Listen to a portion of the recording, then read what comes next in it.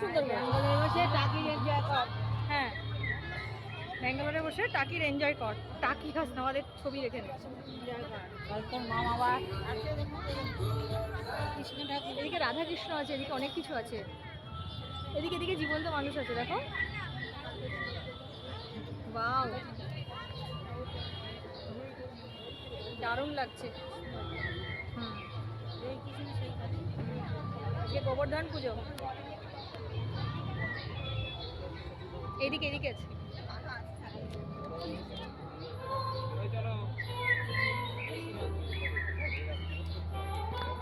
এই চল না আর ফটো তুলতে